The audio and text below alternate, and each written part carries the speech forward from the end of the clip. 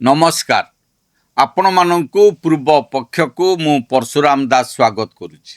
दर्शक बंधु आज आम राज्य राजनीतिर एमिति एक क्रोनोलोजी बा समय चक्र को डिकोड करवा जहा शुणिले आपण माने भी आश्चर्य हो जिवे। वर्तमान देशर राजनीति रे गोटे बड़ रोग संक्रमित हेबारे लागिछ।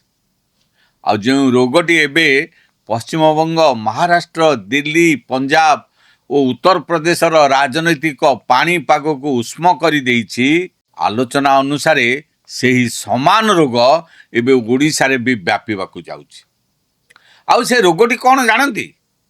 ताहा हेउछि दल भांगिबा रोग बा आंचलिक दल को दुर्बल करिबार रोग। आम राज्यर मुख्य विरोधी दल कुहा जाउथिबा बिजु जनता दल बा बीजेडी रे एक बड़ विभाजन हेबाकू जाउछि बोली गतकाली ठारू सारा राज्य रे चर्चा जोर धरिछि। आउ एही समय बीजेपी रो सबुठारू बड़ चाणक्य देशर स्वराष्ट्र मंत्री तथा प्रधानमंत्रींकर सबुठारू विश्वस्त सहयोगी अमित शाह आगामी 4 तारिख रे ओडिशा गस्तरे आसुछन्ति। राजनीतिक महल रे एबे गोटिए बड़ प्रश्न उठुछि, शाहको यही ओडिशा गस्त काल रे कौन ब्लूप्रिंट प्रस्तुत हेबो? संसदर मौसुमी अधिवेशन पूर्व ओडिशा रे कौन ऑपरेशन शंख कार्यकारी हेबाकू जाउछि कि? ए संपर्क रे आजिर पॉलिटिकल भागवत रे आलोचना करिबा। आपण माने देखुतांतु पूर्व पक्ष। मोर आपण मानकु अनुरोध, आम चैनल को लाइक करंतु, सब्सक्राइब करंतु आ बंधु मानक सहित अधिक रु अधिक शेयर करंतु।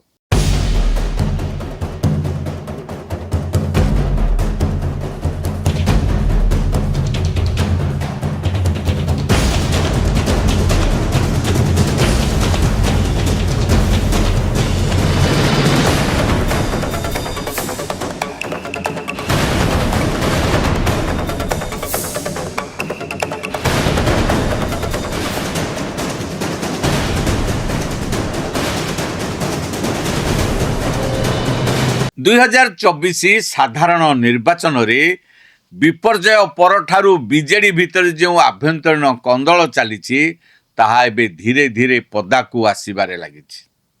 निर्वाचन परठारू बीजेडी रो 3 जण राज्यसभा सांसद दल एवं सांसद पदर इस्तीफा दे सारी बीजेपी रे सामिल होई सारिछन्ति।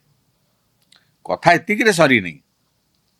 मिलिथिबा सूचना अनुसार वर्तमान दल रे थिबा बाकी 5 जण राज्यसभा सांसदों मध्यरु 2 जण बीजेपी रे मिसिबा पई गोड़ टेकी बसिछन्ति। सेमाने केवल दिल्ली दरबाररू सबुज संकेत बा ग्रीन सिग्नल को अपेक्षा करिछन्ति।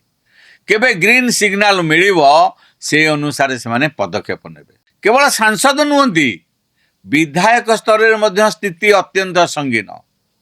चर्चा हेउछि जे बीजेडी रो 30 रु अधिक विधायक दलर वर्तमान नीति दिगहीन नेतृत्व एवं कार्यशैली उपर तीव्र असंतुष्ट अछन्ति। एई असंतुष्ट विधायक माने आगामी दिन रे कहा सह जिवे?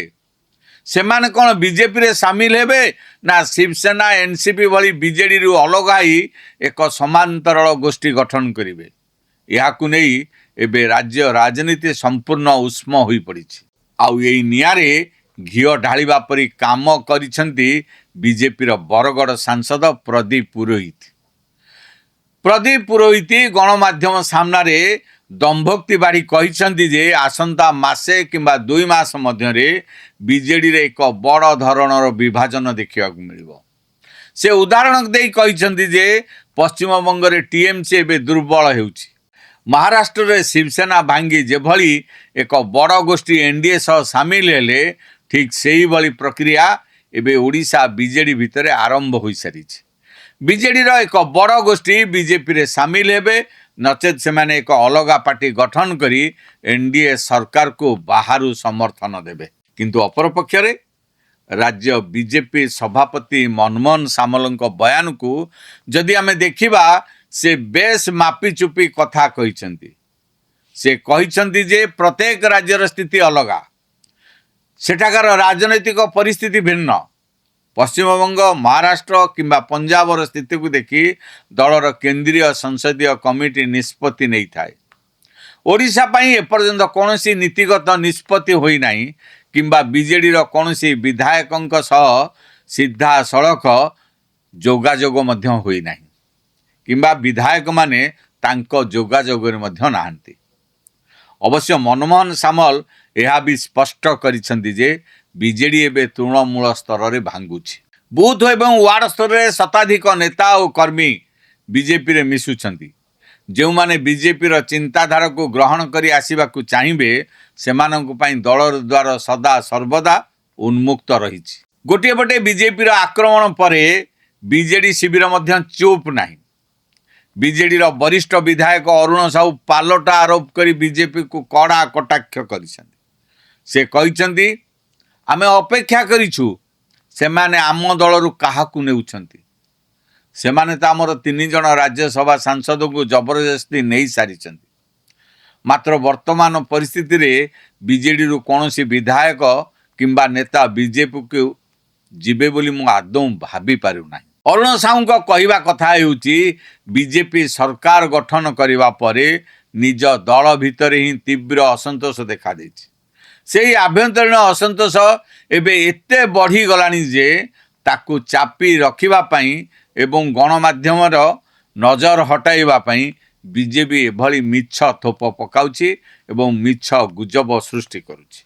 राजनीतिक बयानबाजी जहाँ भी हेउना काईकि जदि आमे वास्तव स्थिति को देखिबा तेबे साधारण निर्वाचन रे पराजय परठारु बीजेडी एक बड़ सांगठनिक संकट देई गति करुछि।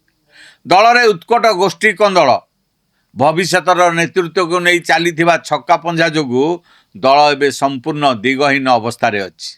निकट रे राज्यसभा निर्वाचन रे क्रॉस वोटिंग जनित कार्यानुष्ठान जोगु दल सह एबे मात्र 42 जन विधायक रहिछन्ति। सबुठारु आश्चर्यर कथा हेउची राज्य रे बीजेपी सरकार निजर 2 वर्ष पूर्ति अवसर रे विभिन्न कार्यक्रम करी लोकंक पाखकु जाउची, निजर हिसाब देउची, किंतु एक प्रमुख विरोधी दल भाव में जो बीजेडी मैदान को ओह्लैवा कथा लोकंक सुख दुख रे छिड़ा हेबा कथा से एपर्यंत कौनसी आखिदृशिया पदक्षेप नहीं पारि नांती। बीजेडी निजर समस्त कार्यक्रम को केवल भुवनेश्वर शंख भवनर 4 कांथ मध्य सीमित रखिछि। तृणमूल स्तर कर्मी माने आज निजक असहाय मन करुछंती। सेमानंक मनोबल भांगिबारे लागिछि। तेबे वर्तमान सारा ओडिशार नजर रही आगामी 4 तारिख उपरे जेतेबेले बीजेपी रो केंद्रीय चाणक्य अमित शाह ओडिशा माटी रे पाद देबे। शाह गस्त परे ओडिशा राजनीति केउ मोड़ नेब? कौन सतरे बीजेडी रो एक बड़ गोष्ठी बीजेपी आड़ को ढलिबे? कौन ओडिशा रे सफल हेब ऑपरेशन शंख? यह केवल समय ही कहब। आज यही प्रसंग उपरे आपण मानकर कौन मतामत रही? आपन को कौन लगुच सतरे बीजेडी भितर बड़ विभाजन हेबाकु जाउछि ना बीजेडी निजको पुणी थरे संगठित करिवारे सफल हेब? आपण मानकर मूल्यवान मतामत तले थिबा कमेंट बॉक्स रे निश्चय लिखंतु। जदि ये वीडियोटी आपन को भल लागिछि तेबे याकु लाइक करंतु, बंधु मानक सहित अधिक रु अधिक शेयर करंतु, आउ आम चैनल पूर्व पक्ष को सब्सक्राइब करने को भूलंतु नहीं। एडी शेष करुच्ची आज पॉलिटिकल भागवत। रहुची नमस्कार।